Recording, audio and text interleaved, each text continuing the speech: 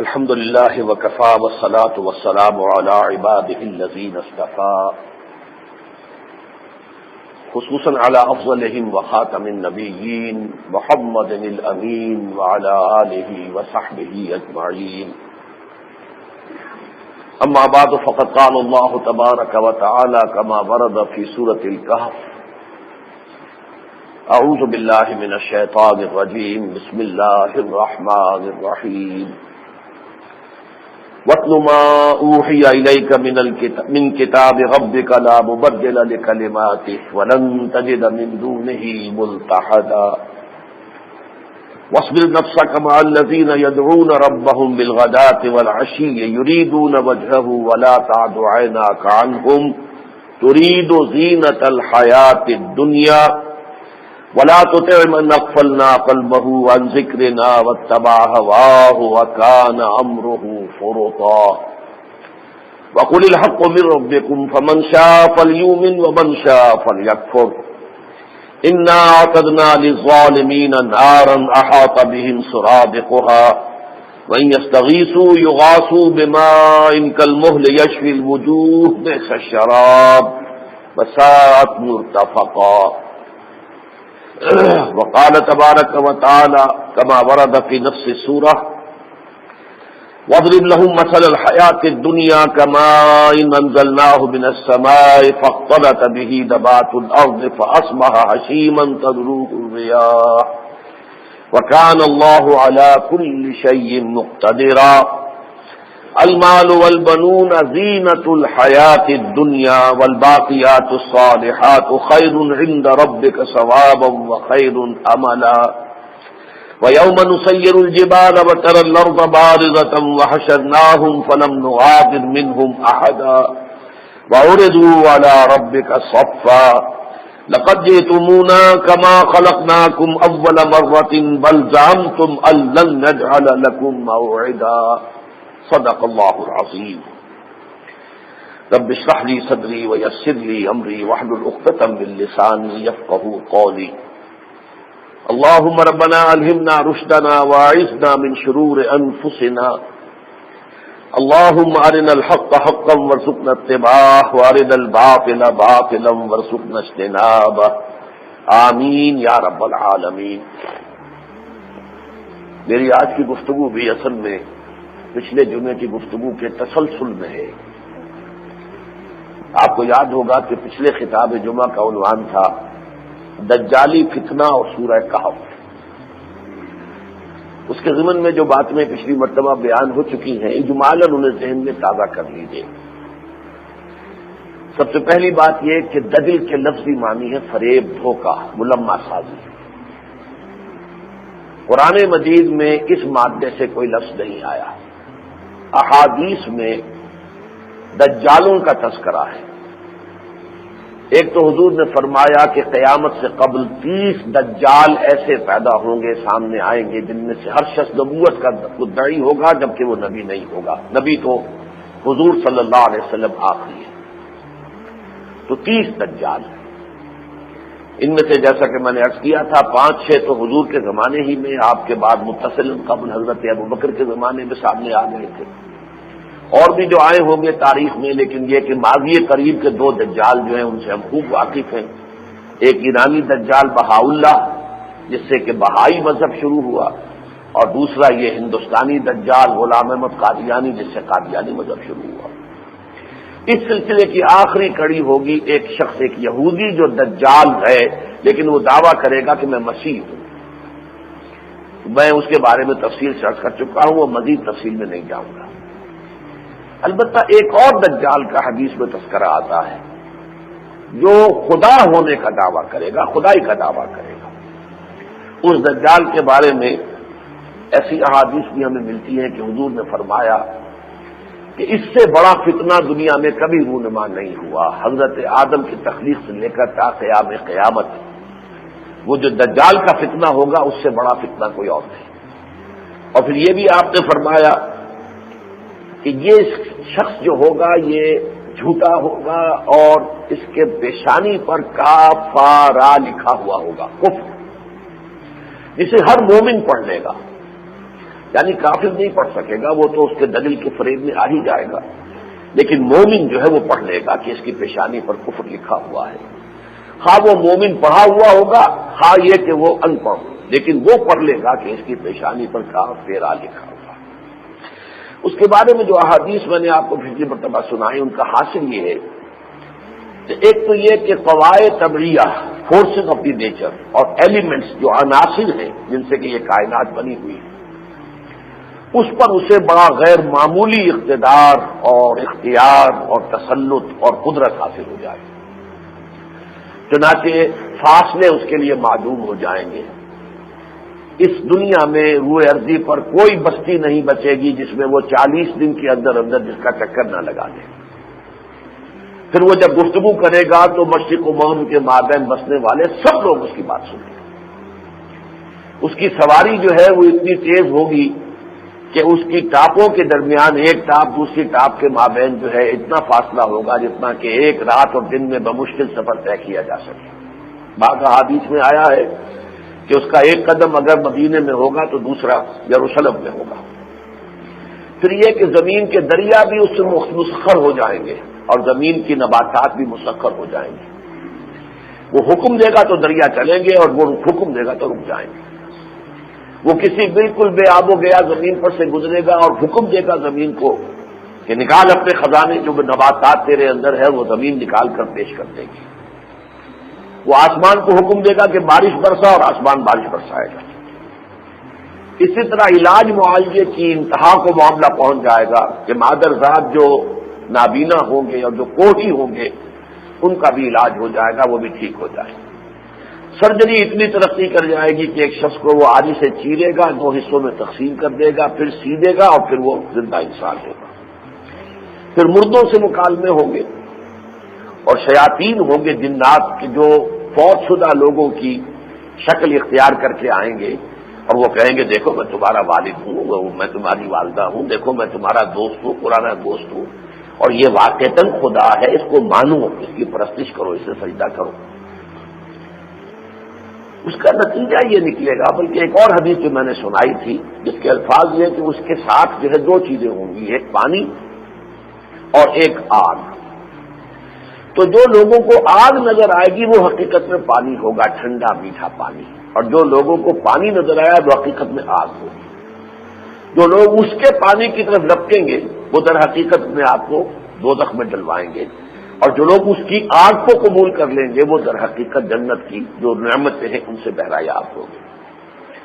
پھر اس کا نتیجہ یہ نکلے گا کہ اچھا بھلا مومن شخص جو یہ سمجھے گا کہ میں مومن ہوں، لیکن یہ کہ اس کے دل میں جو شبہات اور شکوک یہ پیدا کر دے گا اس کے بنا پر وہ کافر ہو جائے گا۔ اور آخری بات یہ کہ آخر میں جو اس کی پیروی کے لیے نکلیں گی وہ عورتیں ہوں گی، وہ گھروں سے نکل کر باہر آ جائیں گی، یہاں تک کہ ایک بندہ مومن جو ہے وہ اپنے گھر کو جائے گا، اپنی ماں بہن بیٹی اپنی پھوپھی کو باندھ کر رسیوں سے جوڑ کے رکھے گا تاکہ وہ کہیں دجال کی پیروی کے لیے باہر نہ نکل جائے۔ تو میں نے عرض کیا تھا کہ یہ شخص دجال جو ہے اگرچہ ابھی تک ظاہر نہیں ہوا، لیکن حضور نے خبریں دی ہیں وہ ہوا صادق المصدوق، تو لازمت ایسا ہوگا قیامت سے پہلے۔ یہ کوئی بہت بڑا فتنہ ہے کہ جو اہل ایمان کی آزمائش کے لیے اللہ تعالیٰ کی طرف سے نمودار ہوگا۔ یہ دجال شخص کون ہوگا؟ کوئی انسان ہوگا یا کوئی جنات میں سے ہوگا، اس لیے کہ حضرت تمیم داری رضی اللہ تعالیٰ عنہ سے جو روایت تفصیلاً آتی ہے کہ وہ ایک دفعہ بحری سفر پر تھے تو وہ جہاز طوفان کے اندر جو ہے گر گیا، پھر 1 مہینے تک لہریں ادھر سے ادھر ان کی کشتی کو لیے پھرتی رہی، پھر اچانک وہ ایک جزیرے پر جا لگے۔ اس جزیرے میں پھر ان کی ملاقات ہوئی ہے کہ جو ایک بہت ہی قوی ہیکل دیو جو ہے وہ کسی جگہ پر بندھا ہوا تھا رسیوں سے، وہ تفصیل میں نہیں جا سکتا، وقت کم ہے، آپ احادیث پڑھیے، یہ تو بخاری شریف کی روایت ہے تمیم داری کی۔ تو وہاں پہ وہ پھر بتائے گا کہ میں دجال ہوں، ابھی تو میں پابند ہوں۔ تو اس سے ایک امکان محسوس ہوتا ہے کہ وہ شیاطین جن میں سے کوئی ہے کہ جسے ابھی تو اللہ نے کہیں پابند کیا ہوا ہے، پابند سلاسل ہے، بندھا ہوا ہے، لیکن کسی وقت وہ ظاہر ہو جائے گا، اور اس وقت یہ ہے کہ وہ لوگوں کے ایمان کے لیے ایک بہت بڑی آزمائش بن جائے گا کہ کون ہوں گے کہ جو اس کی آگ کو قبول کر لیں گے تاکہ جنتی بنے، اور کون لوگ ہوں گے کہ جو اس کے پانی کی طرف دبکیں گے کہ پھر یہ کہ در حقیقت میں وہ جہنم کے گڑھے کے اندر جھونک دیے جائیں گے۔ لیکن اصل بات جو میں نے عرض کی تھی وہ یہ کہ شخص دجال تو جب آئے گا، لیکن انگریزی کے محاورے کے حوالے سے آپ کو یاد ہوگا میں نے عرض کیا تھا کہ coming events cast their shadows before, جو واقعات ابھی مستقبل کے پردے میں ہیں، ابھی رونما نہیں ہوئے، ان کے کچھ آثار ظاہر ہونے شروع ہو جایا کرتے ہیں۔ آنے والے واقعات کے سائے جو ہیں وہ ان کے ظہور پذیر ہونے سے پہلے آ جاتے ہیں۔ تو وہ سایہ جو ہے دجالی فتنہ، وہ بتمام و کمال اس وقت جو ہے روح ارضی کے اوپر مسلط ہو چکا ہے۔ اور وہ کیا ہے؟ سائنس کی وہ ترقی، ٹیکنالوجی کی وہ ترقی کہ جو اب آسمان سے باتیں کر رہی ہے۔ وہ تو واقعہ یہ ہے کہ اس میں حیرت ناک معاملہ ہو چکا ہے۔ اچھے بھلے پڑھے لکھے لوگ بھی نہیں جانتے کہ انسان کا علم آج کہاں پہنچ چکا ہے۔ انفارمیشن ٹیکنالوجی وہ اچھے بھلے لوگوں کے سمجھ سے باہر ہے جو ہو رہا ہے، جو معاملہ ہو رہا ہے اس وقت۔ وہ ساری ترقیاں ہو چکی ہیں، فاصلے ختم ہو چکے ہیں، علاج معالجہ سرجری بہت اونچی جا چکی ہے۔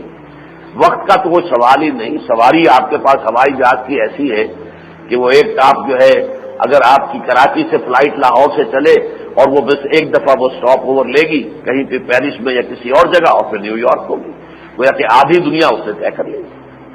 اور سورج غروب نہیں ہوتا، اس لیے کہ وہ تو چونکہ سورج بھی ادھر ہی جا رہا ہے جدھر ہم جا رہے ہوتے ہیں، اس لیے سورج کے غروب ہونے کی نوبت ہی نہیں آتی۔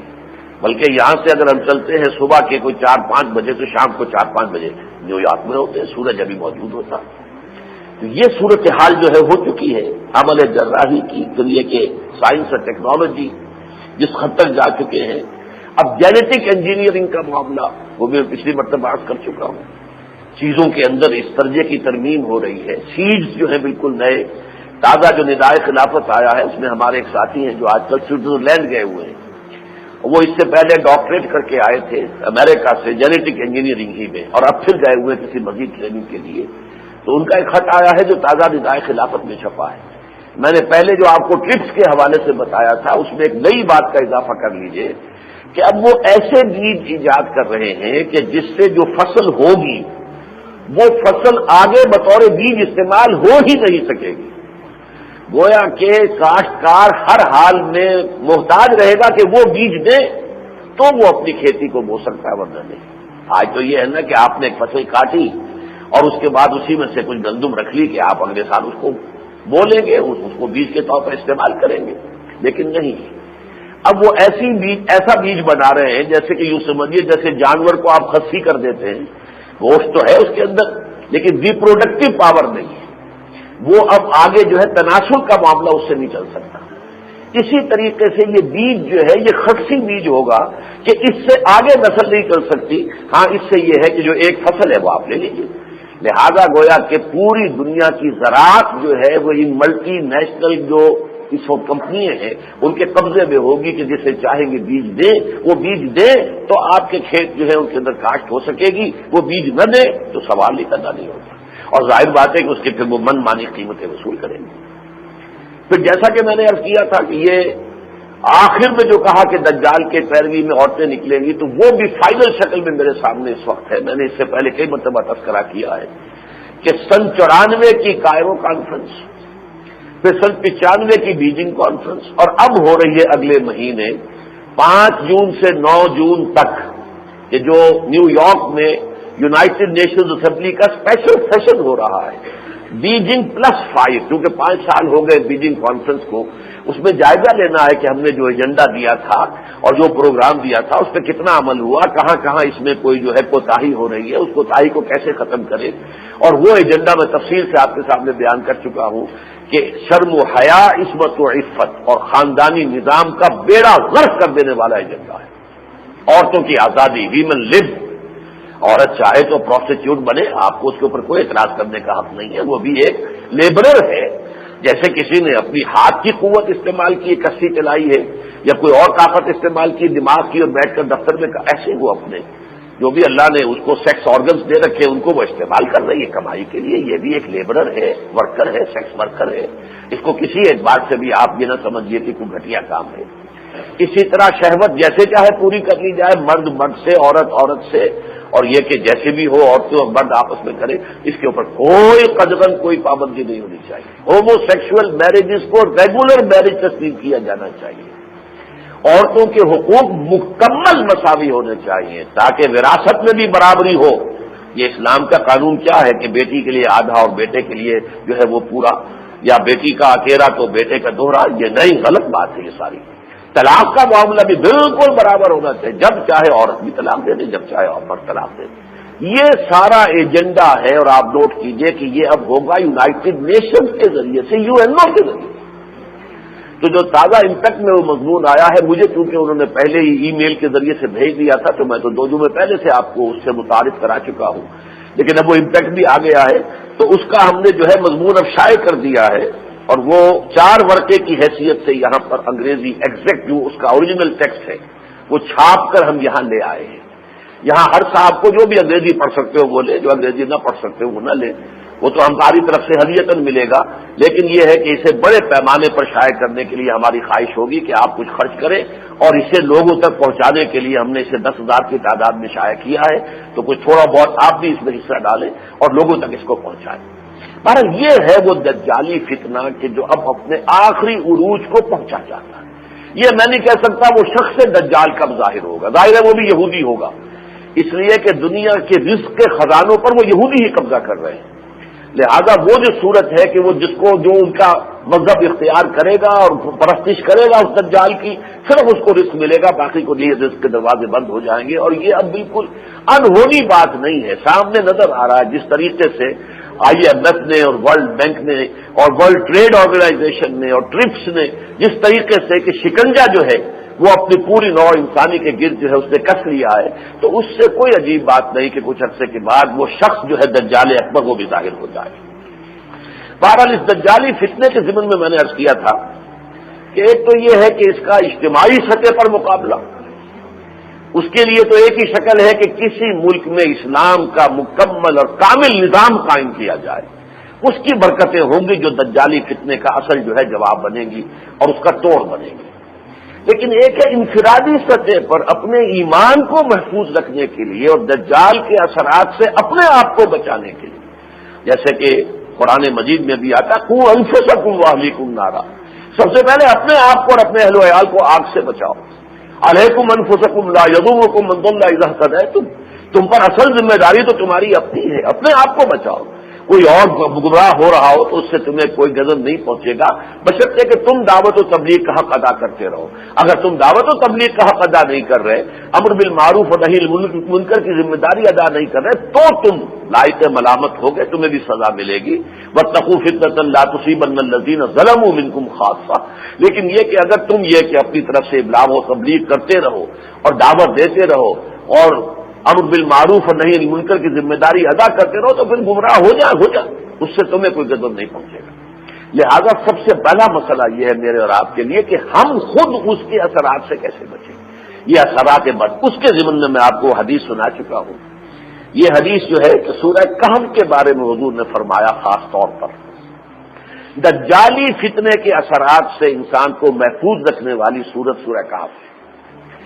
چنانچہ پوری سورت کے بارے میں بھی حدیث آئی ہے، سورہ کہف کی ابتدائی آیات کے بارے میں بھی حدیث ہے، سورہ کہف کی آخری آیات کے بارے میں بھی حدیث ہے۔ معلوم ایسا ہوتا ہے کہ ویسے تو بحیثیت مجموعی پوری سورہ مبارکہ جو ہے اس میں مفید ہے، مؤثر ہے، لیکن خاص طور پر ابتدائی اور آخری آیات کی خصوصی اہمیت ہے۔ پھر وہ حدیث بھی میں آپ کو سنا چکا ہوں حضرت ابو سعید خدری رضی اللہ تعالی عنہ سے، ان النبی صلی اللہ علیہ وسلم قال من قرأ سورۃ الکہف فی یوم الجمعۃ اضاء له النور ما بین الجمعتین، جو شخص ہر جمعے کو سورہ کہف کی تلاوت کا معمول بنا لے تو اس کو ایک ایسا نور عطا ہو جائے گا کہ جو اگلے جمعے تک کے لیے اس کی کفایت کرے گا، یعنی نور ایمان جو ہے وہ اس کے قلب کے اندر جو ہے وہ تازہ رہے گا۔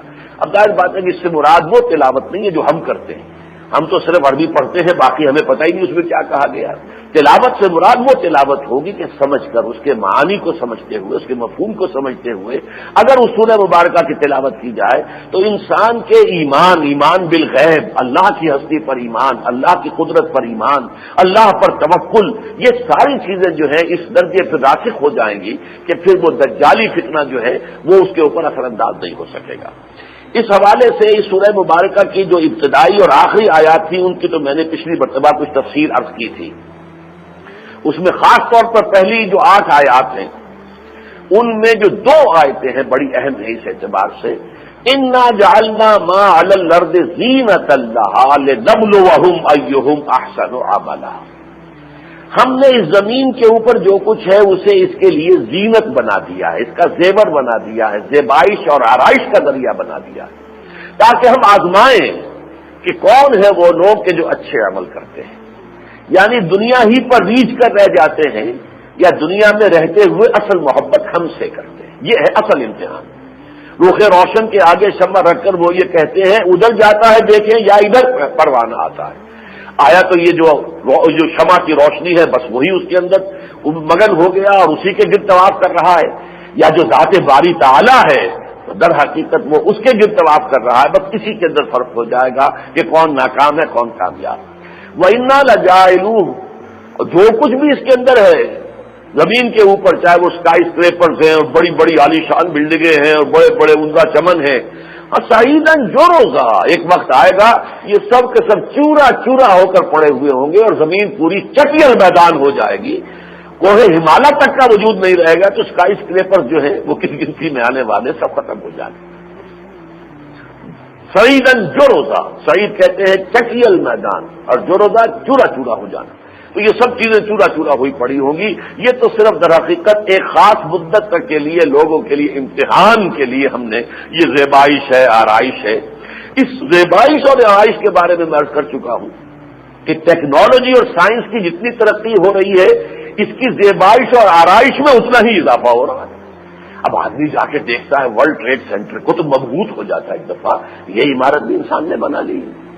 یا اور اسی طرح کے کرشمے وہاں پر آپ دیکھیے جا کر تو انسان جو ہے متاثر ہوتا ہے. آخر انسان کے اعصاب جو ہے وہ اس سے اثر قبول کرتے ہیں. تو یہ چیزیں جو ہے جتنی ٹیکنالوجی بڑھی ہے جتنی سائنس نے ترقی کی ہے، اب یہی بات ہے عام آدمی کے لیے، لو جی ہمارا مولوی جو ہے وہ تو استنجے کے ڈھیلے ہی جو ہے گنتا رہ گیا ہے اور یہ لوگ دیکھو یہ تو آسمان سے پہنچ گیا، یہ تو چاند کے اوپر ہوا ہے، ان کا جہاز جو ہے مریخ کا چکر لگا کے آ گیا ہے. تو اصل شے تو وہ ہے، اصل چیز تو سائنس ہے، اصل چیز ٹیکنالوجی ہے. یہ کیا لیے پھرتے اللہ کو مانو، رسول کو مانو، آخرت کو مانو، جنت کو مانو، دوزخ کو مانو، فرشتوں کو مانو، وحی کو مانو. ان چیزوں کی کیا کوئی ریلیونس کیا ہے، ان کی کیا پریکٹیکل امپورٹنس. عام آدمی کا ذہن جو ہے وہ در حقیقت اسی سائنسی اور ٹیکنالوجی کی ترقی کی وجہ سے وہ دین سے روز بروز مزید برگشتہ ہو رہا ہے کہ ان چیزوں کی کوئی پریکٹیکل اہمیت نہیں ہے، کوئی پریگمیٹک جو ہے اس کی حیثیت نہیں ہے. اصل چیزیں تو یہ ہیں جو ان کے پاس ہیں. اس سے یہ ہے کہ اس الحاد اور مادہ پرستی جو ہے اسے اور تقویت حاصل ہوتی چلی جا رہی ہے جیسے جیسے یہ سائنس اور ٹیکنالوجی ترقی کر رہی ہے. تو یوں سمجھیے کہ یہ 2 کھوٹے ہیں جو سورہ کہف کے آغاز میں اور اختتام پر گاڑ دیے گئے. اس آغاز میں تو جیسا کہ میں نے آپ کو بتایا انا جعلنا ما علی الارض زینۃ لہا لنبلوہم ایہم احسن عملا وانا لجاعلون ما علیہا صعیدا جرزا. ہم نے اس زمین کے اوپر جو کچھ ہے اسے اس کے لیے آرائش اور زیبائش کا ذریعہ بنا دیا، زینت بنا دیا.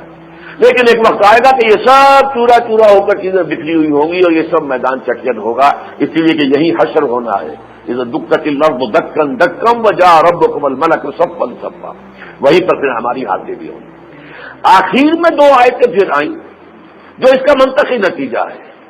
جو اس زیبائش اور آرائش کے اندر مفتون ہو کر رہ گئے، ریجھ کر رہ گئے، انہی کے ہو گئے، اسی کی بھاگ دوڑ، اسی کی طلب، اسی کے لیے جد و جہد، صبح سے شام تک اسی کی فکر، اور اس میں حلال کو بھی ختم حرام کو بھی ختم، ساری قیود اور حدود جو ہے شریعت کی اور دین کی وہ سب بھی جو ہے پامال.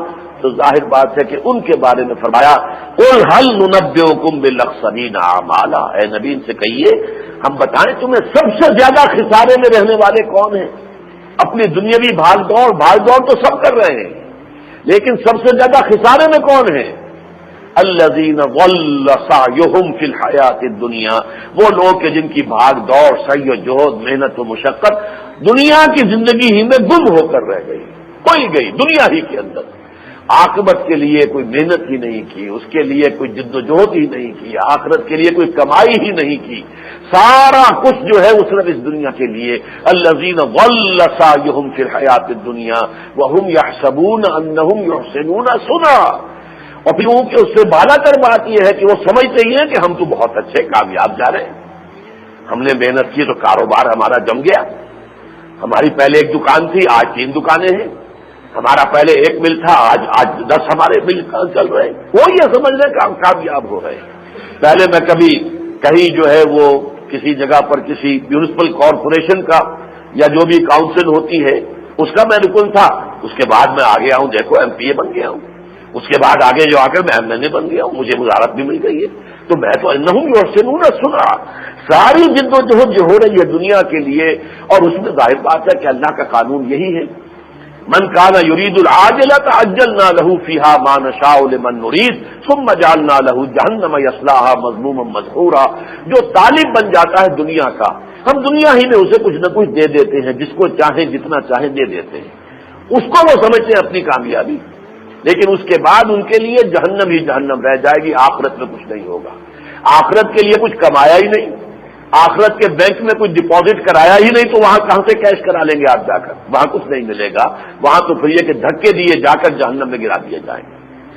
اس کے بعد میں نے اشارہ کیا تھا پچھلی مرتبہ، لیکن آج ذرا میں تفصیل سے عرض کرنا چاہتا ہوں کہ یہ 2 کھوٹے جو اس سورہ مبارکہ کے آپ ابتدا میں اور پھر انتہا پر ہیں، اس کے ساتھ ہی جو ہے آپ درمیان میں بھی دیکھیے ایک آیا موقع حضور سے خطاب۔ اب ظاہر بات ہے کہ دنیا میں جن کے پاس دولت تھی، ظاہر چمک دمک تھی، تو حضور ان کی طرف کچھ التفات زیادہ فرماتے تھے کہ یہ اگر ایمان لے آئیں گے، اگر ابو جہل ایمان لے آئے تو اہل ایمان کو تقویت حاصل ہوگی، وہ بڑا سردار ایمان لے آئے، عمر ایمان لے آئے، جب تک کہ وہ ایمان نہیں لائے تھے تو حضور دعائیں کرتے تھے نا کہ اللہ عمر بن الخطاب یا عمر بن ہشام میں سے کسی کو تو میری جھولی میں ذرا ڈال دے، ایک کو تو ضرور ہی ڈال دے۔ تو اللہ تعالیٰ نے وہ دعا قبول کر لی حضور کی، اور حضرت عمر جو ہے پھر عمر بن الخطاب سے آگے بڑھ کر عمر فاروق اعظم رضی اللہ تعالیٰ عنہ۔ لیکن یہ جو آپ کا التفات تھا، اس سے یہ ہے کہ 2 معاملات ہو رہے تھے کہ جو ذرا منفی نتائج نکل رہے تھے۔ ایک تو دیکھنے والوں کو یہ اندازہ ہوتا تھا کہ شاید ان کی نگاہ میں بھی دنیاوی مال اور دولت ہی کی قدر ہے، کہ یہ دولت مندوں کے پیچھے زیادہ توجہ دے رہے ہیں، ان کی طرف زیادہ عنایت کر رہے ہیں، تو شاید یہ دنیا کی چمک دمک جو ہے معاذ اللہ ثم معاذ اللہ، شاید اس کے فریب میں محمد بھی آ گئے صلی اللہ علیہ وسلم۔ اور دوسرے یہ کہ جو فقراء تھے بیچارے غریب، جو ان کے غلاموں میں سے تھے جو ایمان لے آئے تھے، ان کے اندر ایک احساس محرومی پیدا ہو رہا تھا کہ حضور کی توجہ اور عنایت ہماری طرف اتنی نہیں ہے جتنی کہ ان بڑوں کی طرف ہے، سرداروں کی طرف ہے، چودھریوں کی طرف ہے، دولت مندوں کی طرف ہے، سرمایہ داروں کی طرف ہے۔ تو ان 2 اسباب سے حضور کو روکا گیا کہ آپ ایسا نہ کیجیے، بلکہ آپ زیادہ وقت اپنا دیجیے ان فقراء کو جو اللہ کو چاہنے والے ہیں، اللہ کا ذکر کرنے والے ہیں صبح و شام۔ تو آپ ان سے ہٹا کر اپنی توجہ ان لوگوں کی طرف نہ دیجیے کہ جنہیں دنیاوی مال و دولت یا حیثیت و وجاہت ملی ہوئی ہے، کہ مبادا لوگ یہ سمجھے کہ شاید محمد کی نگاہ میں بھی صلی اللہ علیہ وسلم اس دنیا اور اس کی چمک دمک ہی کی گویا کی قدر و قیمت ہے۔ یہ مضمون ہے جس میں پھر وہ الفاظ آئیں گے، وَاتْلُ مَا أُوحِیَ إِلَیْکَ مِن کِتَابِ رَبِّکَ، ہے نبی آپ پڑھتے رہا کیجئے، تلاوت کیا کیجئے جو بھی آپ کی طرف وحی کی گئی ہے کتاب میں سے، آپ کے رب کی کتاب میں سے، لا مبدل لکلماتہ، اس کی باتوں کا کوئی بدلنے والا نہیں ہے، اس کی اپنی مشیت ہے، اس کی اپنی پلاننگ ہے، کون ایمان لائے گا کون نہیں لائے گا وہ جانتا ہے، کون کب ایمان لائے گا وہ جانتا ہے، کب یہ اللہ تعالیٰ کی طرف سے نصرت آئے گی اس کے علم میں ہے۔ وَلَن تَجِدَ مِن دُونِهِ مُلْتَحَدًا، اور آپ اللہ کے سوا کوئی اور اپنے لیے پناہ گاہ نہیں پائیں گے، آپ کو تو بس پناہ ملے گی تو اللہ کے دامن میں ملے گی۔ وَاصْبِرْ نَفْسَكَ مَعَ الَّذِينَ يَدْعُونَ رَبَّهُم بِالْغَدَاةِ وَالْعَشِيِّ، اور روکے رکھیے اپنے آپ کو ان لوگوں کی رفاقت اور معیت میں کہ جو اپنے رب کو پکارتے ہیں صبح و شام، یریدون وجہہ، اور اسی کی رضا کے طالب ہیں، اسی کے چہرہ انور کے وہ پرستار ہیں، پرستش کرنے والے ہیں۔ وَلَا تَعْدُ عَيْنَاكَ عَنْهُمْ، اور دیکھیے ان سے اپنی نگاہوں کو ہٹا کر اس دوسری طرف نہ پھیر دیجیے نگاہوں کو دولت مندوں کی طرف۔ ترید زینت الحیات الدنیا، کیا یہ دنیاوی زندگی کی زینت لوگوں کو یہ کہیں اجتماع نہ ہو جائے کہ آپ بھی اس کے طالب ہیں، آپ کی توجہ بھی ادھر ہو رہی ہے، آپ بھی انہی کی قدر و قیمت جو ہے وہ اپنے طرز عمل سے ثابت کر رہے ہیں. ایسا نہیں ہونا چاہیے. ولا تعد عیناک عنہم ترید زینۃ الحیات الدنیا ولا تطع من اغفلنا قلبہ عن ذکرنا. اور اس شخص کی آپ بات ہی نہ مانیے، سنیے ہی نہ اس کی بات جس کے دل کو ہم نے اپنی یاد سے غافل کر دیا ہے. اور تباہ ہوا ہو جو اپنی خواہش نفس کی پیروی کر رہا ہے. یہ سردار جو ہے قریش کے یہ بات ماننے والے نہیں ہے. آپ کا کتنی بھی پیمپرنگ کر لیں ان کی، کتنی بھی رعایت کر لیں ان کی، کتنا بھی آپ ان کے لیے اپنے دل کے اندر جو ہے اور اپنی محفلوں میں ان کے لیے گوشہ پیدا کر لیں، لیکن نہیں، یہ ایمان لانے والے نہیں ہیں. اس لیے کہ وہ تباہ ہوا ہو وہ کان امرہ فرطا، وہ تو اپنی خواہشات کی پیروی کر رہے ہیں اور ان کا معاملہ حد سے گزر جانے والا ہے. وَقُلِ الْحَقُّ مِن رَّبِّكُمْ، اور آپ تو کہہ دیجئے ڈنکے کی چوٹ، دیکھو میں جو کچھ پیش کر رہا ہوں یہ تمہارے رب کی طرف سے حق ہے، میں پیش کر رہا ہوں. فَمَن شَاءَ فَلْيُؤْمِنْ وَمَن شَاءَ فَلْيَكْفُرْ، تو جو چاہے ایمان لائے، جو چاہے کفر کرے. اللہ کو تمہاری کوئی احتیاج نہیں ہے، نہ مجھے تمہاری کوئی احتیاج ہے. اِنَّا أَعْتَدْنَا لِلظَّالِمِينَ نَارًا، باقی جو شرک پر اڑے رہیں گے ان ظالموں کے لیے ہم نے آگ تیار کر رکھی ہے. احاطہ بہم سرادقها، جس کی قناتیں انہیں اپنے گھیرے میں لے لیں گی. وَيَسْتَغِيثُوا يُغَاثُوا بِمَاءٍ كَالْمُهْلِ يَشْوِي الْوُجُوهَ، اور اگر وہ پیاس کی شدت سے بےتاب ہو کر پانی طلب کریں گے تو انہیں پانی پینے کو وہ دیا جائے گا کہ جیسے کہ کھولتا ہوا تانبا ہو کہ جو ان کے چہروں کو جھلس دے گا. بئس الشراب، بہت ہی بری ہوگی وہ پینے کی شے. وساعت مرتفقہ، اور بہت ہی برا ہوگا ان کا انجام، اور ان کی آرام گاہ جو ہوگی جو انہیں جہنم میں ملے گی بہت بری ہوگی. اب ان آیتوں میں بھی دیکھا آپ نے کہ زینت الحیات الدنیا، دنیا کی زندگی کی زیبائش اور آرائش، جو کہ سورہ مبارکہ کا مرکزی مضمون ہے. ذرا اور آگے چلیے، فرمایا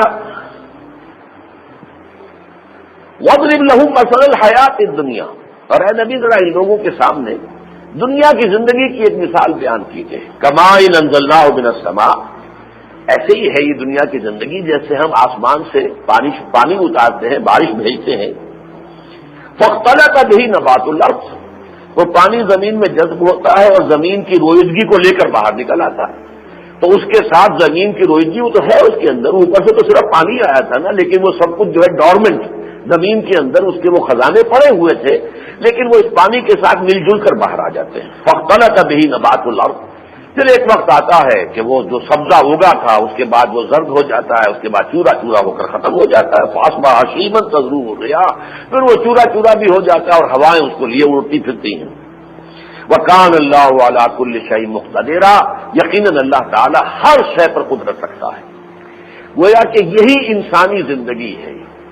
دیکھیے ایک ہمارا مادی وجود ہے جو اس زمین سے آیا ہے، لیکن ایک ہماری روح ہے جو آسمان سے آئی ہے. جیسے پانی آسمان سے آیا اور زمین کی روئیدگی جو ہے اس کے ساتھ مل کر باہر آ گئی تو سبزہ ہو گیا. تو مادی وجود، حیوانی وجود جو زمین سے بنا ہے، اور روح جو آسمان سے آئی ہے، ان دونوں کے امتزاج سے یہ میرا اور آپ کا وجود ہے. جیسے سبزہ جو ہے وہ چند دنوں کے بعد یا ایک مہینے کے بعد جو ہے وہ سوکھ کر اور بالکل زرد ہو کر اور چورا چورا ہو جاتا ہے. فرق یہ ہے کہ ہمیں 30 40 50 60 70 سال لگ جاتے ہیں، لیکن اس کے بعد ہوگا یہی، مریں گے، زمین میں دفن ہوں گے اور ہمارے بھی عناصر جو ہیں وہ بالکل منتشر ہو کر مٹی میں مل جائیں گے. جیسے وہ سبزہ جو ہے وہ چورا چورا ہو کر جو ہے وہ زمین میں مل جائے گا، رل جائے گا، ہو سکتا ہے کہ وہ اگلی فصل کے لیے کھاد کا کام دے، اللہ اللہ خیر اللہ. اسی طریقے سے انسان جو ہے وہ بھی قبر میں جائے گا اور اس کے وہ عناصر جو زمینی سے آئے تھے زمینی میں مل جائیں گے، مٹی میں مل کر مٹی ہو جائے گی. اب اس کے بعد فرمایا اس دنیا کی زندگی میں یہ جو زمین سے آنے والا حیوانی وجود اور آسمان سے آنے والا روحانی وجود، ان دونوں کے اجتماع سے جو حیات دنیاوی کا یہ تھوڑا سا وقفہ تمہیں ملا ہے، 60 70 80 برس ہمارے گنتے میں تو بہت ہوتے ہیں لیکن ہے کیا، کچھ بھی نہیں. اللہ تعالیٰ کا تو ایک دن 1000 برس کا ہے، تو اس کے اعتبار سے تو ایک ساتھ بھی نہیں بنتی. تو یہ جو تمہیں تھوڑا سا وقت ملتا ہے، اس میں ہم نے تمہارے آزمائش کے لیے زیبائش اور آرائش پیدا کر دی ہے. وہ کیا ہے؟ فرمایا المال والبنون زینت الحیات الدنیا، یہ مال اور بیٹے یہ دنیا کی زندگی کی آرائش ہے، زیبائش ہے. والباقیات الصالحات، باقی رہنے والی چیز نہ مال ہے نہ اولاد ہے. اولاد بھی اسی طریقے سے مرے گی، مر کر مٹی میں ملے گی، مٹی ہو جائے گی. دوسرے یہ کہ اگر تو ان میں سے نیک پھول نکلے تو وہ تمہارے لیے توشہ آخرت بنیں گے، اور اگر وہ اٹھے بھی بدکار بن کر تو تمہاری قبروں پر جا کر پیشاب کریں گے، اور کیا کریں گے؟ یہی ہوگا نا۔ لہذا ان سے کوئی امید وابستہ نہ کرو، امید وابستہ کرو تو نیک اعمال اگر کیے ہیں، والباقیات الصالحات، نیک کام ہیں جو باقی رہنے والے ہیں، خیر عند ربک ثوابا وخیر عملا، وہ یقیناً بہت بہتر ہے تمہارے رب کے نزدیک بدلے کے اعتبار سے، اور وہی بہتر ہے کہ جن سے امید وابستہ کی جائے۔ کوئی نیک کمائی کی ہے تو امید کرو کہ اللہ تعالیٰ شرف قبول عطا فرما دے اس میرے اعمال کو، اور یہ کہ میرے لیے وہ ذریعہ نجات بنا دے۔ لیکن اگر نیک اعمال نہیں کمائے ہیں، مال اور دولت اور دنیا اور اپنی اولاد اور اپنے آپ کو کھپا دیا اور امریکن اسکول میں ان کی ایجوکیشن کرا دی ہے، تم اسی کے اندر رل گئے، تمہاری زندگی اسی میں گم ہو گئی، تو تمہارا حشر وہی ہوگا۔ قل هل ننبئكم بالاخسرين اعمالا الذين ضل سعيهم في الحياة الدنيا وهم يحسبون انهم يحسنون صنعا۔ فرمایا کہ وہ جو قیامت کا دن آئے گا، وہ یوم نسیر الجبال، جس دن کہ ہم پہاڑوں کو چلا دیں گے۔ ایک جگہ آیا ہے کہ وہ ایسے چلیں گے جیسے بادل چلتے ہیں، جن کو تم دیکھ رہے ہو کہ بڑے ٹھوس ہیں، وہی تمرو کا مر صحاب، جیسے بادل چل رہے ہوتے، کوہ ہمالیہ ایسے چل رہا ہوگا اور ریت بن جائے گا۔ یوم نسیر الجبال وتری الارض بارزۃ، اور زمین کو تم دیکھو گے ننگی ہوگی، چٹیل، لا عوج لا امتا، نہ اس میں کوئی ٹیڑھ ہوگی، کجی ہوگی، کونا ہوگا، کچھ نہیں ہوگا، سیدھی چٹیل میدان۔ فرمایا وحشرناہم، اور پھر ہم تم سب کو جمع کریں گے، فلم نغادر منہم احدا، اور ان میں سے پھر کسی ایک کو بھی نہیں چھوڑیں گے، سب کے سب، آدم سے لے کر آخری آدمی جو دنیا میں آئے گا قیامت تک، وہ سب کے سب حاضر ہوں گے۔ وَعُرِضُوا عَلَىٰ رَبِّكَ صَفًّا، اور وہ سب پیش کیے جائیں گے اپنے پروردگار کے حضور میں، اس کے سامنے صفے باندھے ہوئے۔ اور اللہ فرمائے تھا لقد جئتمونا، فرمائے گا کہ آ گئے ہو نا ہمارے پاس، کما خلقناکم اول مرہ، ایسے ہی جیسے ہم نے تمہیں پہلی بار پیدا کیا تھا۔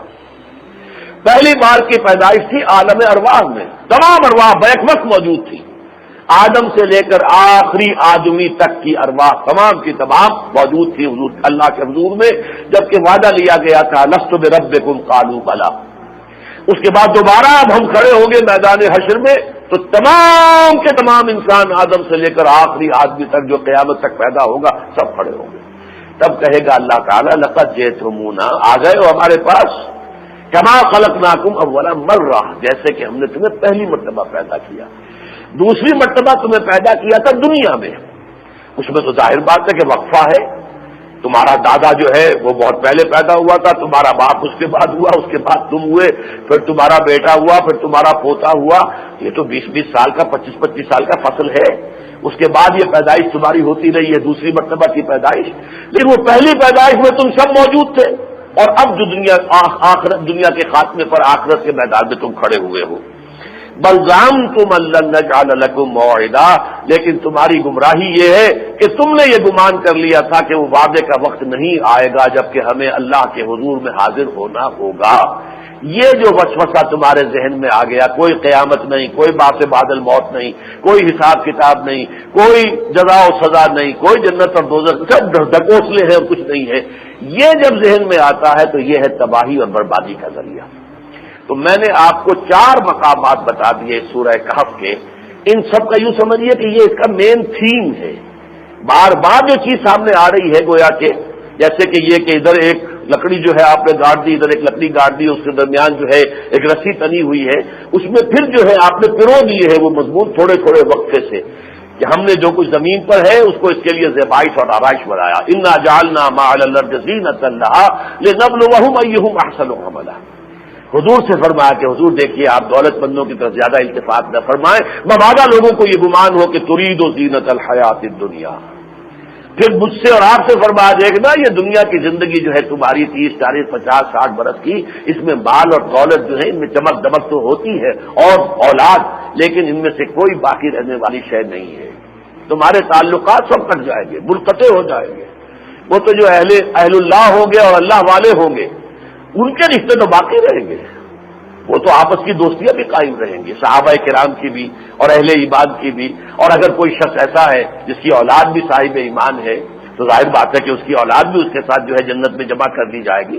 باقی تو حال کیا ہوگا؟ دو جگہ قرآن مجید میں آیا ہے یوم یفر المرء من اخیہ وامہ وابیہ وصاحبتہ وبنیہ لکل امرئ منہم یومئذ شأن یغنیہ.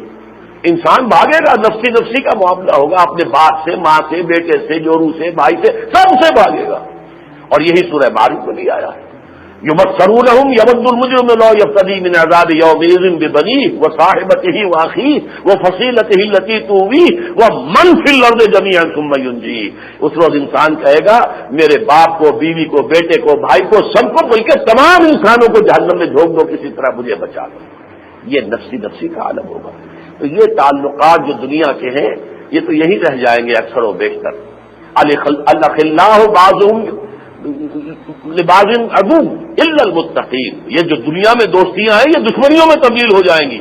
ہاں جو متقی ہیں ان کے درمیان اگر یہاں دوستی ہے اور رشتہ داری ہے وہ برقرار رہے. اللہ تعالی ہمیں ان میں شامل فرمائے.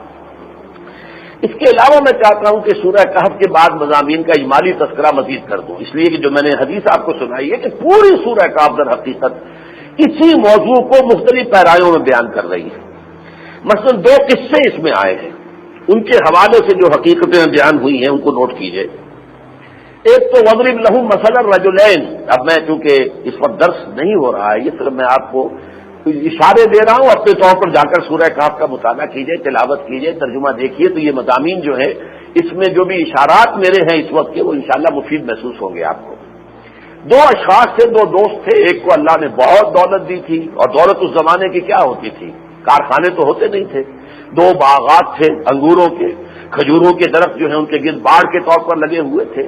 اریگیشن کا جو ہے پورا نظام تھا، درمیان میں کھیتی بھی تھی، ہر شے موجود ہے. پھر اللہ نے اسے اولاد بھی دے رکھی تھی. دوسرا تھا وہ اللہ والا تھا، درویش تھا، لیکن اس کے پاس دنیاوی اعتبار سے کوئی مال و دولت نہیں تھی. ان کا مکالمہ آیا ہے سامنے کہ وہ جو دولت مند تھا اسے اپنی دولت پر غرہ ہو گیا، اور اس نے کہا دیکھو تم کیا مجھے فرمائش کر رہے ہو اور فہمائش کر رہے ہو اور مجھے نصیحت کر رہے ہو، میں دنیا میں کامیاب ہوں، تم جھوٹے پٹخارتے ہو، تمہاری کوئی حیثیت نہیں ہے. میں تو آنا اکثر و من کا مال ہوں، آج و نفرا، میرے پاس مال زیادہ ہے، میری نفی زیادہ ہے، تم ہو کون مجھ سے بات کرنے والی؟ وہ دخل جنتہ وہو ظالم لنفسہ. اسی کیفیت میں وہ اپنے باغ میں داخل ہوا جبکہ اپنے نفس پر یہ ظلم کر رہا تھا. کہا ما اظن ان تبید ہذہ ابدا. کیا ڈراتے ہو مجھے؟ میں نے یہ باغ ایسے بنائے ہیں، سارا بندوبست ایسا کر لیا ہے، ان پر کبھی کوئی تباہی اور ہلاکت آ ہی نہیں سکتی. وما اظن الساعة قائمة ولئن رددت الى ربی لاجدن خیرا منها منقلبا. اور مجھے کوئی گمان نہیں ہے کہ قیامت ہونے والی ہے. اور بالفرض جیسا تم کہتے ہو قیامت ہو بھی گئی تو پھر میرے رب نے اگر یہاں مجھے یہ سب کچھ دیا تو وہاں بھی دے گا. اور تم جیسے یہاں پر جوتیاں پٹخار رہے ہو ویسے وہاں پر جوتیاں پٹخارو گے، تمہارا وہاں بھی کوئی حشر جو ہے اچھا نہیں ہوگا. اس کے جواب میں اس نے کہا قال له صاحبه وهو يحاوره اکفرت بالذی خلقک من تراب ثم من نطفة ثم سواک رجلا. اس نے کہا اس اللہ والے نے کہ تجھے کیا ہو گیا ہے؟ اللہ کا کفر کر رہے ہو جس نے تمہیں مٹی سے بنایا، پھر نطفے سے بنایا، پھر پورا انسان بنا کے کھڑا کر دیا. یہ سارا کچھ اسی کا دیا ہوا ہے. لولا اذ دخلت جنتک قلت ما شاء اللہ لا قوت الا باللہ. کیوں نہ ایسا ہوا کہ جب تو اپنے جنت میں داخل ہوا تھا تو تو کہتا کیا اللہ تعالیٰ کی شان ہے، اللہ کی دین ہے، جو اللہ نے چاہا ہے، اللہ کا بڑا فضل و کرم ہے. یہ کہتا ماشاء اللہ کے الفاظ سے جملے زبان پر آتے. مبادہ یہ کہ تو نے یہ سمجھا کہ بس میں نے سارا بندوبست کر رکھا ہے. یعنی تیرا سارا توکل اور دار و مدار اور انحصار مادی اسباب و وسائل پر ہے. ہو سکتا ہے کہ میرا رب مجھے تو تیرے اس باغ سے کہیں بہتر باغ عطا کر دے اور تیرے اس باغ کو جو ہے ہلاک کر دے، برباد کر دے. اس اللہ والے کی زبان سے نکلے ہوئے یہ الفاظ جو صحیح ہو گئے. اللہ تعالیٰ نے ان کے دونوں باغات کو غارت کر دیا. اس کے بعد الفاظ آتے ہیں فَأَصْبَحَ يُقَلِّبُ كَفَّيْهِ عَلَى مَا أَنفَقَ فِيهَا وَهِيَ خَاوِيَةٌ عَلَى عُرُوشِهَا وَيَقُولُ يَا لَيْتَنِي لَمْ أُشْرِكْ بِرَبِّي أَحَدًا. اب وہ رہ گیا اپنی ہتھیلیاں ملتا ہوا، میں نے تو اس پر بڑی انویسٹمنٹ کی تھی، بڑی محنت کی تھی، اتنے سال میں یہ باغ لگایا تھا، وہاں سے پودے لے کر آیا تھا، میں نے کیا کچھ کیا تھا، میں نے اس کے لیے اریگیشن کا سارا نظام کیا تھا، میں تو برباد ہو گیا، تباہ ہو گیا. کاش کہ میں نے اپنے رب کے ساتھ شرک نہ کیا ہوتا. یہ ہے آج کے دور کا شرک. اس پورے رکوع میں کسی دیوی کا کسی دیوتا کا تذکرہ نہیں، تذکرہ ہے تو رب کا ہے۔ وَلَئِن رُدِدتُّ إِلَىٰ رَبِّي لَأَجِدَنَّ خَيْرًا مِّنْهَا مُنقَلَبًا، اگر میں لوٹا ہی دیا گیا اپنے رب کی طرف، واقعی اگر آخرت ہو گئی، باپ بعد الموت ہو گئی، تو مجھے وہاں بھی میرا رب جو ہے دے گا، کسی اور دیوی دیوتا کا، لات کا، عزا کا، منات کا، کسی کا نہیں۔ لیکن چونکہ سارا دار و مدار توکل مادی اسباب و وسائل پر تھا، یہ ہے شرک۔ آج کے دور کا شرک یہ ہے، اس لیے کہ اللہ کی پرستش کرتے ہو تو صرف اللہ پر توکل ہونا چاہیے، مادی وسائل استعمال کرو، برتو، متاع ہے، یہ متاع الحیات دنیا ہے، برتنے کی چیزیں ہیں، برتو، لیکن توکل مادی اسباب و وسائل پر نہ ہو۔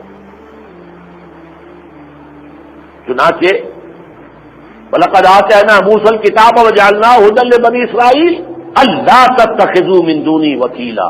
تورات کی تعلیم کا جو خلاصہ بیان کیا گیا سورہ بنی اسرائیل میں، میرے سوا کسی اور کو اپنا کارساز نہ سمجھنا، بس۔ لیکن جب ہم مادہ پرستی کے جال میں الجھ جاتے ہیں، ہمارا سارا توکل، اعتماد، بھروسہ، دل کو اطمینان ہوتا ہے تو کبھی جب مادی وسائل ہوں، جیب میں پیسے ہوں، تبھی اطمینان ہوگا، ورنہ نہیں۔ یہ ہے اصل میں اس دور کا شرک کہ جو اس سورہ مبارکہ کے 5ویں رکوع میں بیان ہوا۔ پھر اس سورہ مبارکہ میں ایک تفصیلی قصہ آیا ہے، حضرت موسیٰ علیہ السلام کا جو سفر اللہ تعالیٰ کے حکم سے ہوا حضرت خضر کے ساتھ۔ میں تفصیل میں نہیں جا سکتا کہ حضرت خضر کون تھے، ہو سکتا ہے کوئی فرشتے ہوں، ہو سکتا ہے کوئی پرانے زمانے کے ولی اللہ ہوں جن کی روح کو اللہ تعالیٰ نے، جیسا کہ شاہ ولی اللہ دہلوی کا خیال ہے کہ فرشتوں کے طبقہ اصل میں اللہ تعالیٰ شامل کر دیتا ہے۔ بہرحال حضرت خضر نے جب وہ سفر دونوں نے کیا ہے تو یہ آپ کو یاد ہوگا، یہ قصہ ظاہر بات ہے جو لوگ یہاں موجود ہیں قرآن مجید سے اتنی سرسری واقعیت تو سب کو ہی ہے کہ حضرت خضر نے ایک کشتی جس کے اندر سفر کر رہے تھے اس کا ایک تختہ توڑ دیا۔ حضرت موسیٰ نے فوراً ڈانٹ پڑا، یہ آپ نے کیا کیا؟ وہ تو جلالی مزاج کے تھے اور ان کا یہ آپ چاہتے ہیں کشتی والوں کو آپ غرق کر دیں؟ ان کا دیکھو تم سے میں نے وعدہ لے لیا تھا، میں جو کروں مجھ سے کوئی بات نہ کرنا، سوال نہ کرنا۔ کہہ رہی اچھا مجھے معاف کر دو، میں بھول گیا تھا۔ آگے چلے تو ایک نوجوان ملا، اسے قتل کر دیا۔ حضرت موسیٰ سے پھر سبق نہیں ہوا، یہ کیا کیا؟ قتلت نفسا زکیۃ بغیر نفس لقد جئت شیئا امرا یا نکرا، یہ کیا کیا تم نے ایک جان جو کہ بے گناہ جان تھی، اس کا کوئی جرم نہیں، تم نے قتل کر دیا۔ ان کا دیکھو الم اقل لک انک لن تستطیع معی صبرا، میں نے کہہ دیا تھا نا کہ تم صبر نہیں کر سکو گے میرے ساتھ۔ اور پھر کہا کہ اچھا اگر اب میں پوچھوں تو پھر ٹھیک ہے، پھر آپ مجھے اپنے سے جدا کر دیجیے گا، اب آپ کی حجت جو ہے مجھ پر قائم ہو چکی ہے۔ اب گئے تو ایک بستی میں گئے، وہاں بستی کے لوگوں سے چاہا کہ کچھ کھانے کو ہمیں دے دو، بھائی ہم فقیر ہیں، درویش ہیں، مسافر ہیں۔ فَأَبَوْا أَن يُضَيِّفُوهُمَا، تو پوری بستی ایسے شقی لوگوں پر مشتمل تھی، کسی نے انہیں کھانا نہیں دیا۔ لیکن اب انہوں نے دیکھا حضرت خضر نے کہ ایک دیوار ہے جو گرا چاہتی ہے، انہوں نے اسے سیدھا کر دیا۔ حضرت موسیٰ پھر چپ نہیں رہے کہ یہ ایسے ناہنجار لوگ ہیں یہ، اور ان کی دیوار کو آپ نے سیدھا کر دیا۔ ایسی بات تھی تو ان سے اجرت لیتے اس پر تاکہ کچھ کھانے کو تو ہوتا ہمارے پاس، آپ نے ان سے اجرت بھی نہیں لی اور ان کی دیوار سے نہیں کر دی۔ ان کا ٹھیک ہے، ھذا فراق بینی و بینک، بس ابھی بات میرے اور تمہارے درمیان، تمہارا سفر جو تھا وہ ختم ہوا، اب سن لو اصل تعویل کیا تھی۔ سأنبئک بتأویل ما لم تستطع علیہ صبرا، جس چیز پر تم صبر نہیں کر سکے ان کی اصل حقیقت کیا تھی۔ دیکھو وہ جو کشتی تھی وہ کچھ بیچارے مزدوروں کی ملکیت تھی، اور ایک بادشاہ آگے تھا کہ جو تمام اچھی کشتیوں پر قبضہ کر رہا تھا۔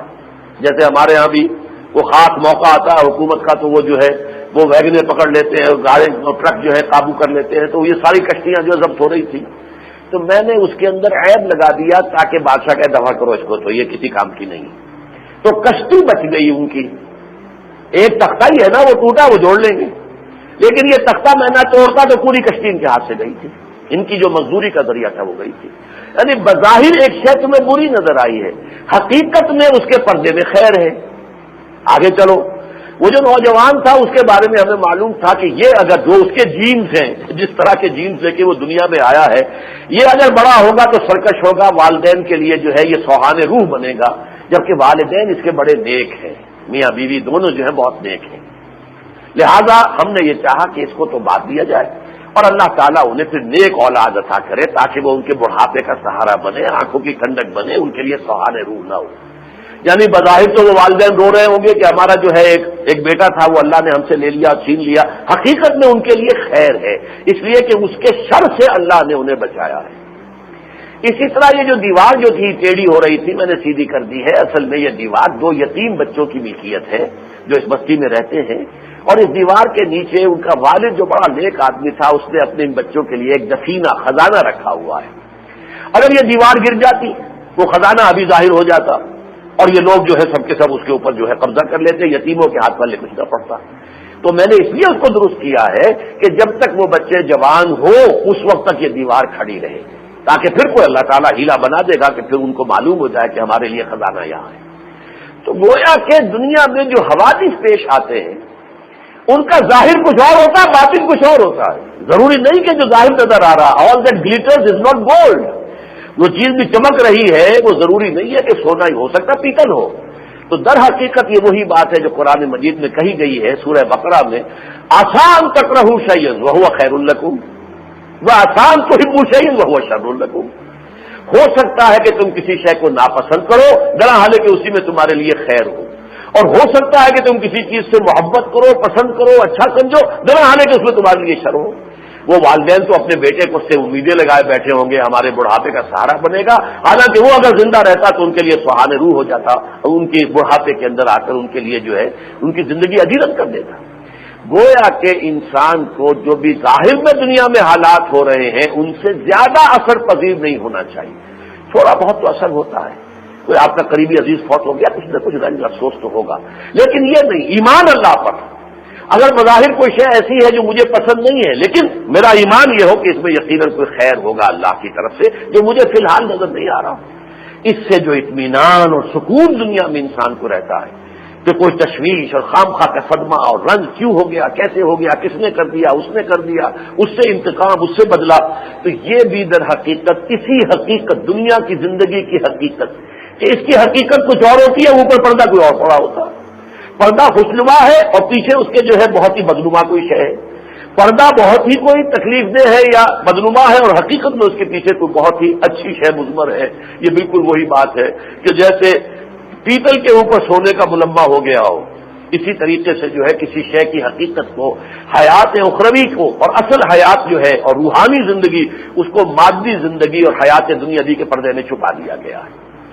اس کے علاوہ اس سورہ مبارکہ میں 2 قصے آئے ہیں تفصیل سے، شروع میں بھی اور آخر میں بھی۔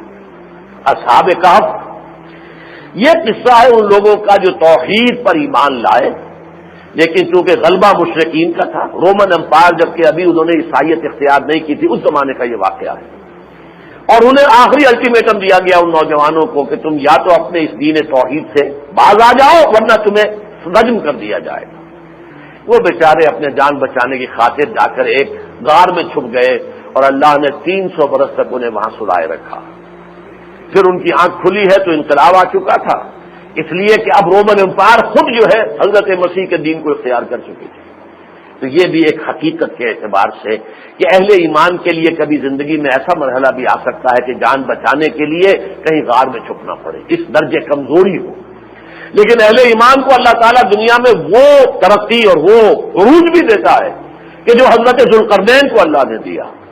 ان کی 3 مہمات کا ذکر ہے، مغرب میں فتح کی، مشرق میں فتح کی، شمال میں فتح کی۔ یہ کیا خسرو یا سائرس ذوالقرنین جن کو قرآن کہتا ہے، یہ بہت بڑی عظیم مملکت، مادہ اور پارس یہ 2 ملک ہوتے تھے پہلے جنہیں دونوں کو یکجا کر کے انہوں نے ایک ملک بنایا، دی گریٹ ایرانین امپائر۔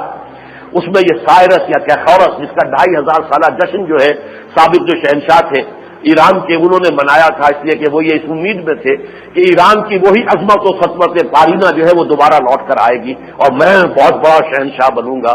لیکن یہ کہ ان کا حشر تو خیر بہت برا ہوا ہے، لیکن یہ کہ کیا خسرو کا معاملہ یہ ہے کہ اللہ نے ان کو وہ دنیا میں اقتدار دیا۔ تو گویا کہ اہل ایمان کو ہر حالت کے لیے دنیا میں تیار رہنا چاہیے۔ ایسا بھی ہو سکتا ہے کہ ان کے اوپر آزمائش آئے، سخت آزمائش ہے، جان بچانا جو ہے مشکل ہو جائے، ایسا بھی ہو سکتا ہے کہ اللہ تعالیٰ جو ہے غلبہ عطا کر دے، سطوت اور سلطنت عطا فرما دے، دنیا میں خلافت عطا فرما دے، لَيَسْتَخْلِفَنَّهُمْ فِي الْأَرْضِ۔ اور میں آج جب یہ نوٹ کر رہا تھا تو مجھے اچانک خیال آیا کہ دیکھیے حضور کی زندگی میں صلی اللہ علیہ وسلم یہ دونوں کیفیتیں جمع ہوئی، 3 دن تک آپ غار ثور میں روپوش رہے جان بچانے کے لیے. رہے کہ نہیں رہے؟ روپوش تھے نا. وہ 300 برس ہے اصحاب کہف کے. وَلَبِثُوا فِي كَهْفِهِمْ 300 سِنِينَ وَازْدَادُوا 9. اگر وہ سولر کیلنڈر سے لیں تو 300 برس تھے، لیونر سے لیں تو 309 برس ہے. اب جو چاند کا حساب ہے تو یہ 3 دن اور رات حضور بھی روپوش رہے. تو یہ گویا کہ اصحاب کہف کا ایک نقشہ، ایک جھلک حضور کی زندگی میں. پھر آپ 10,000 اپنے صحابہ کے ساتھ فاتح کی حیثیت سے مکے میں داخل ہوئے. 8 ہی برس بعد کی بات ہے. 10 رمضان المبارک سن 8 ہجری کو. اور اس عظیم مملکت اس کے بعد جب آپ کا انتقال ہوا تو پورا جزیرہ نمائے عرب جو ہے وہ در حقیقت آپ کے زیر نگی تھا. کون تھے اس وقت خلیفۃ اللہ فی الارض کون تھے؟ محمد رسول اللہ صلی اللہ علیہ وسلم. تو یہ حقائق ہیں کہ یہ اگر پیش نظر رہے تو آدمی ظاہر سے دھوکہ نہیں کھاتا، دنیا کا دیوانہ نہیں بنے گا، دنیا پر نہیں ریجھے گا. دنیا میں رہو، جو چیزیں ہیں برتو، سب کچھ کرو، لیکن دل نہ لگاؤ، توکل نہ کرو ان چیزوں کے اوپر، ان سے محبت نہ کرو. تمہارا مطلوب و مقصود صرف اللہ کی ذات ہو اور آخرت کی نجات ہو، اور اس کے سوا تمہاری زندگی میں نسب العین کے درجے میں کوئی شے نہ آئے. بس یہی اصل ہے وہ بات دین کی کہ سورہ کہف کے مختلف جو چیزیں ہیں ان کے حوالے سے مختلف پیرایوں میں کہیں قصے، کہیں تمثیل، کہیں صریح الفاظ، کہ اس دنیا کی زیبائش اور آرائش پر گیج نہ جانا، اسی میں گم ہو کر نہ رہ جانا، بلکہ یہ کہ اس میں رہتے ہوئے بازار سے گزرا ہوں، خریدار نہیں ہوں. کن فی دنیا کانک غریب اور عابر السبیل. دنیا میں ایسے رہو جیسے کہ اجنبی ہو یا راہ چلتے مسافر ہو. راستے سے کیا تعلق ہوتا ہے آدمی کو؟ اسے تو اپنی منزل پر جانا ہے. یہ دنیا تو سوائے راستے کے اور کچھ نہیں ہے. اب جو حالات حاضرہ ہیں ان کے ضمن میں پہلی بات تو میں یاد کرنا چاہتا ہوں کہ خراج تحسین پیش کرنا چاہتا ہوں اس وقت کے جو چیف ایگزیکٹو ہیں ہمارے جنرل پرویز مشرف صاحب کے. انہوں نے بہت دانش مندی کا مظاہرہ کیا کہ عوام کے اور دینی جماعتوں کے مذہبی جو جذبات ہیں ان کا انہوں نے صحیح اندازہ کر لیا. واقعہ یہ ہے کہ ایک فوجی جرنیل سے اس کی توقع کم ہوتی ہے، لیکن واقعہ یہ ہے کہ اس میں انہوں نے ایک بڑے بالغ نظر سیاستدان کا رول اختیار کیا ہے کہ اس میں اپنی کسی انا کو آڑے نہیں آنے دیا، بلکہ صاف دیکھ لیا کہ عوام کے تیور کیا ہے، لہذا انہوں نے اس کے آگے سر تسلیم خم کر دیا. اور وہ جو توحید رسالت کا قانون ہے اس کے ضمن میں جو تھوڑی سی ترمیم کرنا چاہ رہے تھے، ابھی قانون میں نہیں، اس کے پروسیجر میں، لیکن پتہ چل گیا تھا لوگوں کو کہ یہ کہاں سے تار ہلائے جا رہے ہیں. باہر کا یہ دباؤ ہے جس کے تحت جو ہے اگر ایک قدم اٹھ گیا تو پھر اگلا بھی ہوگا. لہذا یہ کہ عوام نے جو اس کے خلاف رد عمل ظاہر کیا ہے، اور اس کا کریڈٹ میں سمجھتا ہوں سب سے بڑھ کر جو ہے جماعت اہل سنت کو جاتا ہے. اگرچہ اس میں بہتی گنگا میں ہاتھ تو دوسرے بھی دھو رہے ہیں، لیکن واقعہ یہ ہے کہ اس معاملے میں جو مضبوط موقف اختیار کیا ہے اور ان حضرات نے ہی، دوسرے کچھ بریلوی مکتب فکر کے علماء اور طبقات نے بھی ساتھ دیا ہے، لیکن جماعت اہل سنت کو میں سمجھتا ہوں کہ سب سے بڑا کریڈٹ جاتا ہے جس کو کہ تسلیم کیا جانا چاہیے. لیکن یہ کہ پرویز مشرف صاحب کا بھی ہمیں ممنون احساس ہونا چاہیے کہ انہوں نے کسی حد درمی کا اور کسی اپنی جھوٹی انا کا معاملہ سامنے نہیں آنے دیا. البتہ اب ہمارے ہاں خاص طور پر جو ملی یکجہتی کاؤنسل بنی ہوئی ہے اس نے چونکہ ایک لمبا چوڑا چارٹر دیا ہے، میرے پاس لکھے ہوئے ہیں سارے ان کے جو تقاضے اور مطالبے ہیں، انہوں نے ان تمام کو شامل کر کے کہا ہے. اور آج کے دن کے بارے میں یہ 2 طبقات کا مختلف آپ کے سامنے اخبارات میں آیا ہے کہ جن لوگوں نے تو کہا ہے کہ ہماری ڈیمانڈ یہی تھی وہ پوری ہو گئی ہے، یوم تشکر مناؤ، آج اللہ کا شکر ادا کرو کہ بات ٹھیک ہو گئی. میں ان کے ساتھ اس اعتبار سے شریک ہوں کہ میں نے بھی شکر ادا کیا اللہ کا بھی کہ کوئی مزید خوریزی ہوتی، تحریک بڑھتی اور تصادم ہوتا تو اگر پرویز مشرف صاحب نے رائٹنگ آن دی وال کو پڑھ لیا تو بہت اچھی بات ہے، اللہ کا بھی شکر کرے، ان کا بھی شکریہ ادا کرے. لیکن باقی یہ کہ اس سے آگے جو کہتے ہیں نئی ہڑتال ہوگی جب تک کہ سارے مطالبات تسلیم نہیں ہوں گے، اور اس میں در حقیقت کچھ سیاسی طالع آزما جو ہیں وہ اس طرح کی فضا پیدا کرنے کی کوشش کر رہے ہیں کہ ایک طرف تاجر لوگ جمع ہو جائیں تو کچھ مولوی حضرات جمع ہو جائیں، کچھ سیاسی لوگ جمع ہو جائیں، تو جمع ہوا کر پھر کوئی تحریک ایسی چلے جیسی کبھی ایوب خان کے خلاف چلی تھی یا پھر ذوالفقار علی بھٹو کے خلاف چلی تھی. یہ سارے عناصر جمع ہو جاتے ہیں، کسی کو ناراضگی کسی وجہ سے، کسی کو ناراضگی کسی وجہ سے، کسی کو ناراضگی کسی وجہ سے، لیکن سب کے سب ڈسگرنٹلڈ ایلیمنٹ جمع ہو کر لیکن یہ کہ ڈی اسٹیبلائز کر دیتے ہیں اس وقت کے نظام کو. اگرچہ یہ ضرور ہے کہ کامیابی ہو جاتی رہی ہے ان تمام ایجیٹیشنز کو، لیکن ان سے خیر کسی سے آج تک برآمد نہیں ہوا. اس حوالے سے میں عرض کروں گا کہ اس طرز پر سوچنا نہیں چاہیے، بلکہ جو دینی مطالبات ہیں ان کے لیے خالص دینی اور مذہبی جماعتیں اپنا محاذ بنائیں، واضح طور پر کسی سیاسی عنصر کو اس میں شامل نہ کریں، کسی سیاسی مطالبے کو اس میں شامل نہ کریں، وہ علیحدہ چیزیں ہیں، اس کو علیحدہ جو ہے اس کے لیے پلیٹ فارم علیحدہ ہونا چاہیے، لیکن یہ ہے کہ خالص دینی اعتبار سے نفاذ شریعت کا مطالبہ ہے، یا چلیے میں اس میں شامل کرتا ہوں جمعے کی چھٹی کا مطالبہ ہے، اس کا بھی ہے کہ شاعر دینی میں سے ہے جمعے کا دن، اس حوالے سے بہتر ہے کہ جمعے کی چھٹی ہو۔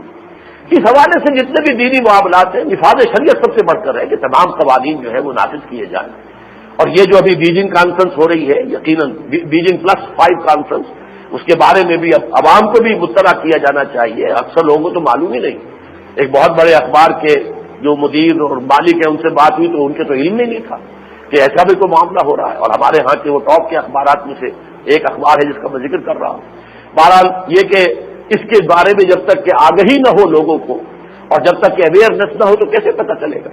تو ان معاملات میں ان تمام جو چارٹر آف ڈیمانڈز ہے میرے پاس یہاں موجود ہے، اس وقت ڈان کا بھی تراشا ہے اور ایک میں نے جنگ سے بھی نکالی ہوئی ہیں چیزیں وہ بھی ہیں، لیکن وقت نہیں ہے، ختم ہو چکا ہے۔ میں انشاءاللہ اگلے جمعے میں اس موضوع پر مفصل گفتگو کروں گا کہ خالص دینی اعتبار سے کون کون سے مطالبات کرنے چاہیے، لیکن اس وقت میں یہ ضرور کہنا چاہوں گا کہ ایک علیحدہ خالص دینی محاذ وجود میں لائیں۔